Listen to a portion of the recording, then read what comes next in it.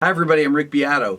In today's Everything Music, I want to talk to you about how to break out of your old habits. This is your New Year's resolution that you're going to start playing new ideas out of your comfort zone and developing them. That's coming up next.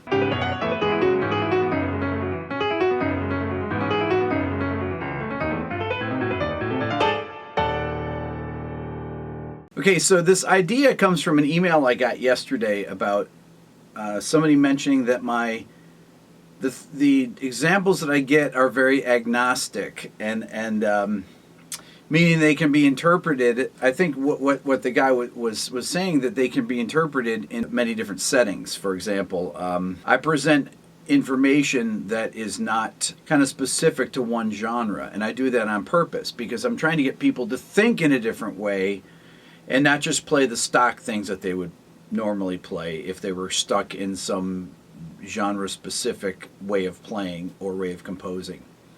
When I say genre-specific, for example, in jazz, the most common progression in jazz is the 2-5-1 progression. If we take a 2-5-1 in the key of C, D minor 7, so I'm playing a D minor 9 sound right there. So it's D minor 7. Let's say to G7 sharp 9 sharp 5, then C major 7. C major 9.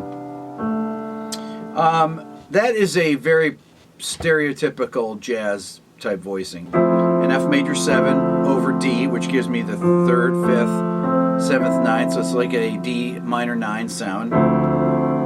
And then G7 altered voicing, that's a pretty standard sharp 9, sharp 5. That's, you get their flat 7, sharp 9, 3rd, sharp 5. And I'm resolving to really like a G over C, which is like a C major 9, no 3rd. So you get the 5th, 7th, 9th. So listen to that sound again. 2, 5, 1. If I were going to voice that same progression where I'm not bound by the same kind of structures, third-based harmonic structures, traditional-based harmonic structures, because really these chords are very third-bass. Jazz vocabulary is very, very particular, and that's why it sounds like jazz. It's not just the rhythmic element of it, it's just the way that things are put together. It's the lines, and it's the voicings. And those voicings that I'm playing, voicings and lines are the same thing. If I have a D minor 7 chord, and I play this, or I play...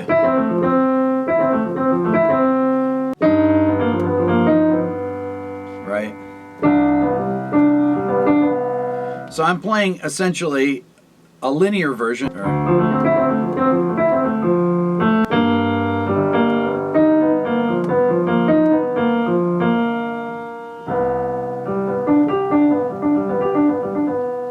So I played a linear example of what I played in chords. I played the same thing. I just played arpeggios based off those chord shapes.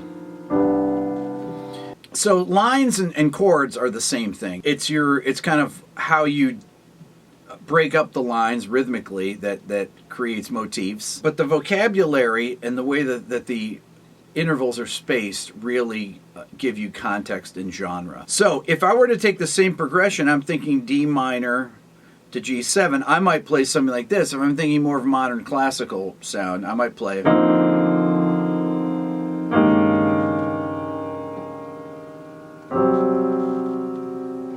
Now I've changed the quality of the chords slightly. The first chord, so I'll voice the D minor 7. I'm going to voice as a D Phrygian. So I've got D, F, B flat, C, E flat. So it's got, there's your Phrygian scale. That's your Phrygian sound. I don't have the A in there. I'm not voicing in the chord, but I'm implying it. And then on my G altered, I'm doing this. So G, D flat, E flat, A flat, B flat, G. And then the C major 7, I keep that common tone on the top. And I play a C Lydian triad in that hand. And I just play C and G in that hand. So listen to the sound of that. Here's your stock sound.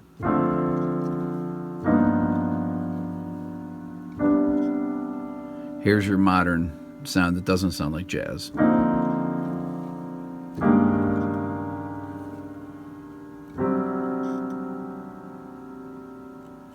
I'm using the same principles, but I'm just, by the interval spacing here, by not playing a stock G altered like you've heard a million times like that, and recombining the notes in a different way, it gives it a completely different vibe.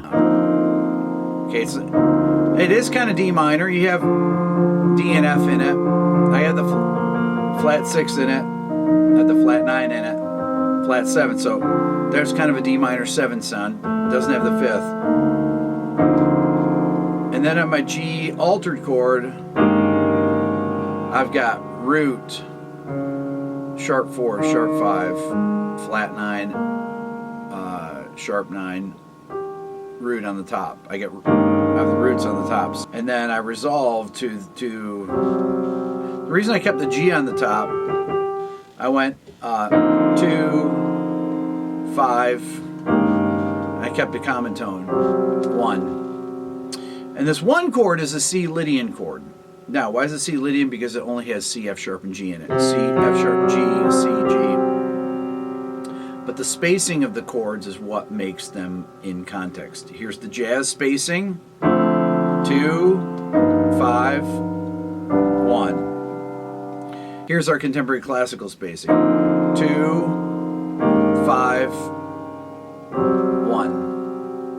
It's very different. I'm not using these third-based chords like I was, like I am in jazz. The more modern classical chords have totally different interval spacing, which give it its own context, and it doesn't make it sound like stock jazz voicings that you've heard a million times. I'm using the same scales. If I play, I'm roughly using the same scales. When I play this D minor 9, I've got D Dorian, okay? So it's definitely Dorian 2, G altered 2, could be Lydian, or could be Ionian, okay? Now when I do this chord, as my 2 chord, this is definitely Phrygian, okay? When I do this chord, it's still altered dominant. I'm still thinking. When I do this chord here, it's Lydian. Okay? I'm thinking modally as opposed to thinking in stacked thirds. Okay? When I do these videos that I've done with my son Dylan where I play him chord voicings, I never play stock jazz voicings, even though I grew up as a jazz musician and a classical musician both. And I know all the type of voicings. I mean, I know if I play this C7 chord like that, you know, I know the typical sounds that you hear for a G minor 9 to a, you know, C7, flat 9, F major 7, F major 9. I know those style voicings, but I choose not to play those because I want to put them in a different context. So if I play Dylan a voicing like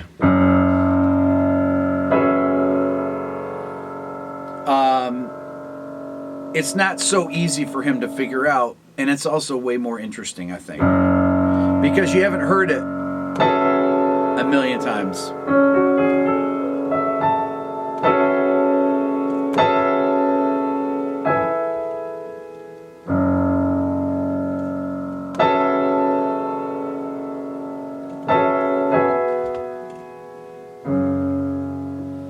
If I had played it like this, that's pretty boring. That's an F sharp minor 7 sound. But this,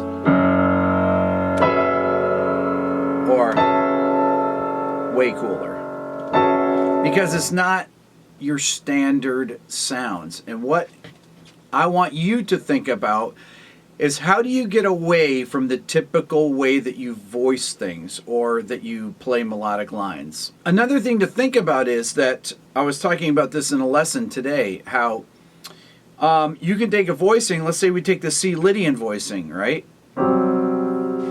Well, I can have a chord like that, but I could have the bass, I could have the orchestra.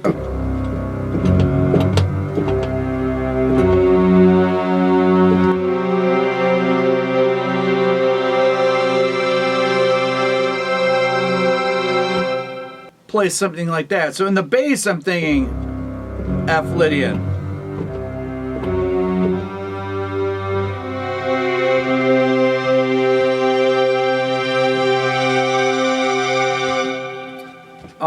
I'm taking a linear approach to this in the left hand.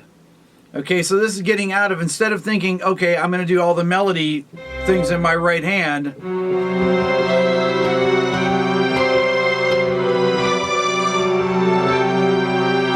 I'm doing it in the left hand, where the cello's and the bass.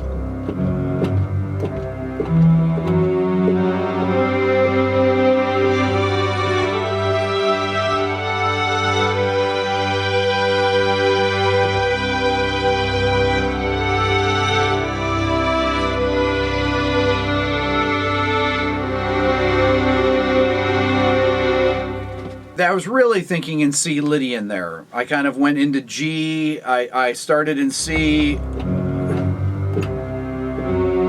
then I went into G, and then I brought it back down to C Lydian, but I put the melody in the left hand, in the cellos and the basses. It's just trying to switch your thinking around to where it's like, okay, I've got the melody in this side, in the upper registers, or I'm going to voice chords in this particular way that are all third based and these kind of generic jazz voicings. Or if I'm going to do it modally, maybe I'm going to think I'm going to do it bitonally or polytonally. And I'm going to try and expand these ideas further and further and further to increase my vocabulary of ideas, of melodic and harmonic ideas. What you need to fight is that, what I always talk about, the 30-year rule, that it's very difficult for people to be creative after they're 30 years old. It has to do with the way your brain is wired. Your brain is wired to peak between 24 and 29 or so, and then there's a decline in it unless you continually learn. That doesn't mean you can't play at the top level. I just saw this recent video of Martha Argerich, I think it was from September, of playing Ravel's piano concerto in G major, and she's 75 years old. She'd already turned 75, and it's unbelievable how incredibly well she plays it, but she's not improvising. It's one thing to keep your chops, be able to play stuff. It's another thing to keep creating new things. Now, as a composer or as an improviser, as a composer, you have time because you can sit there and experiment with things. But what you got to do is you got to keep experimenting with new things all the time. You always have to be pushing the boundaries of your vocabulary. If it ever stops, then you stagnate and you don't know where to go. With a new student, I can pretty quickly assess what their knowledge base is, meaning what can they draw upon instantly, through their improvisations, through their writing, what types of ideas, how expansive is it, is their vocabulary limited to a certain era?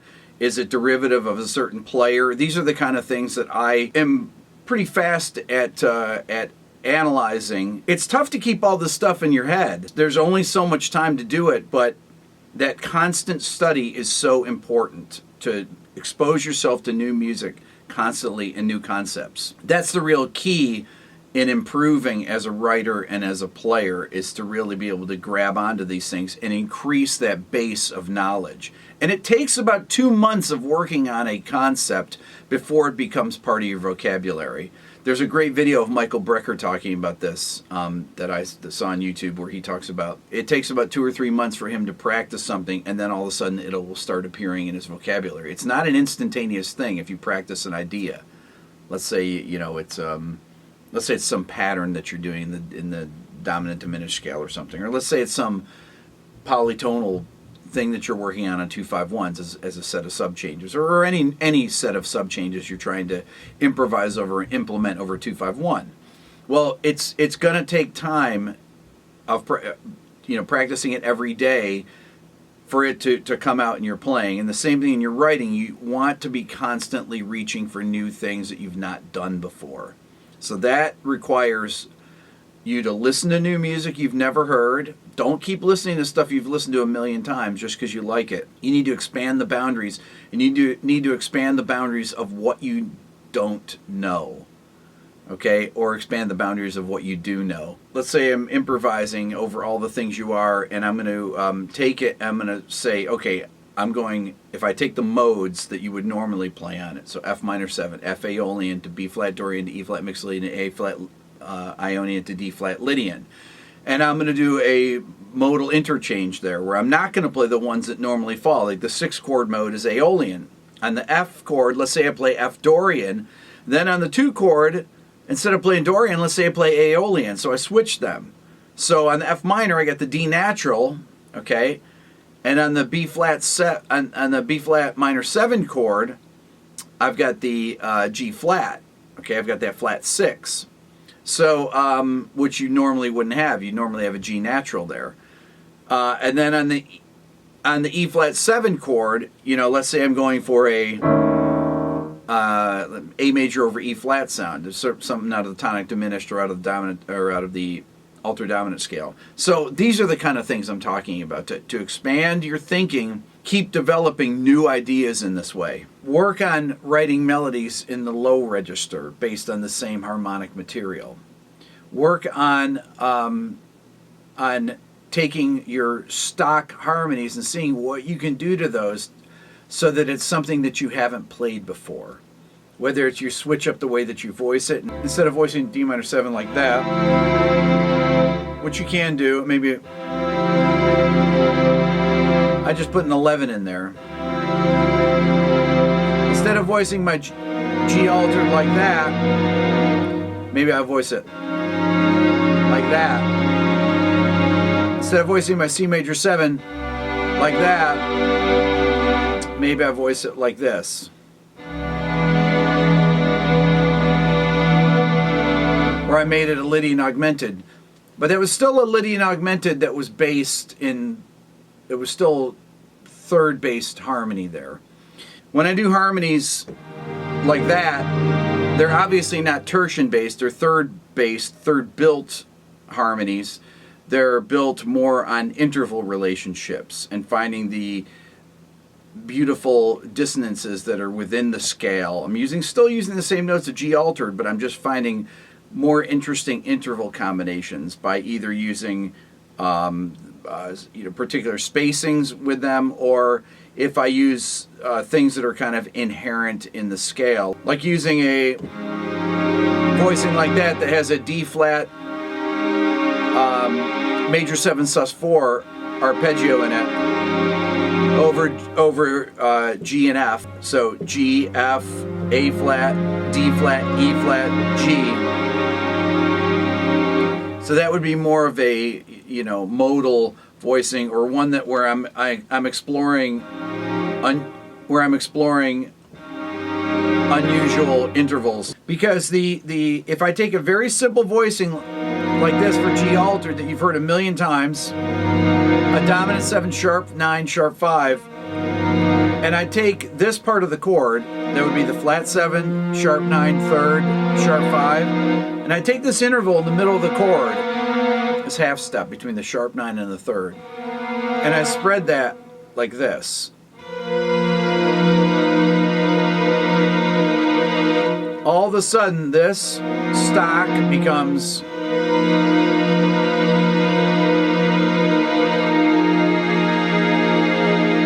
non-stock. That's not a typical way you would voice that chord. That's just not what we call grips. Most people play in grips, but a much more interesting grip would be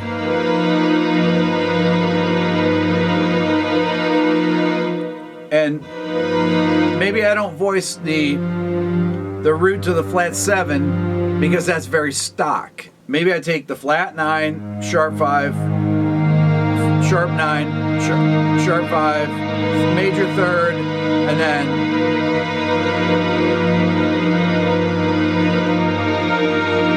then I resolved it. Resolved outward to the root and the flat 7 in contrary motion. So I went from A flat, E flat to G, F, and I took this voicing.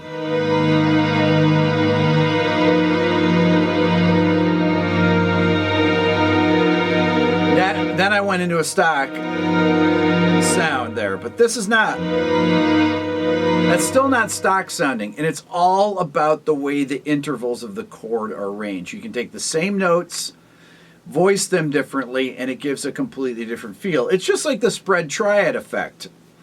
You have your a C minor chord like that, and when I open it up, I take the middle note, move it up the octave, and it becomes a spread triad that way, or I take the middle note and move it down the octave. But let's say I take it up the octave. There's also things you can do where you can do open fifths, like do a spread minor triad, okay? So you've got a C minor add 9 chord, right? So that would be this. Root, not second, third, flat third, fifth. I'm going to open it up.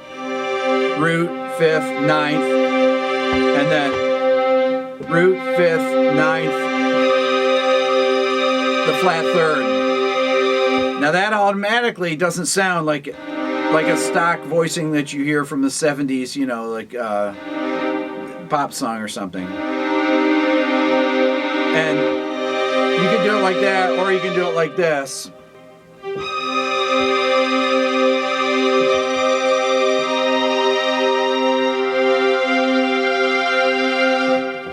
So voicing is everything. It's all about the way the intervals are arranged that makes it have a certain context, whether it sounds like jazz or whether it sounds like modern classical music. So what you want to do is you want to try to break out of your normal ways of thinking, open it up and say, okay, I've played that a million times before. I'm not going to play that voicing. I'm not going to play that. I'm going to play something different.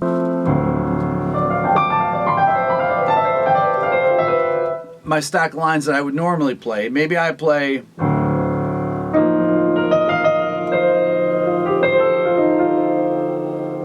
I go for a different modal sound or something, and I say, okay, I'm breaking out of it. I'm not going to play that grip that I'm used to playing there every time. I'm not going to play that F major 7 sound over D minor that is so stock that you've played a million times. Try to take that chord and do something with it. Make it a minor major 7 even, and play the appropriate melodic minor or harmonic minor scale over it. Change it towards, you know, something like if I do this over it, and I do a modal swap where I went from what would be a Dorian sound typically to, let's say, a Phrygian sound, but I'm using E flat add 9. In inversion, I'm going G, B flat, E flat, F over D.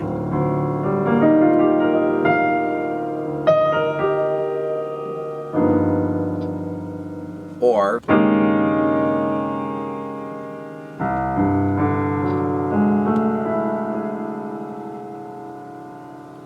to a Lydian augmented sound. It's tough to break out of your old habits, especially as you get old.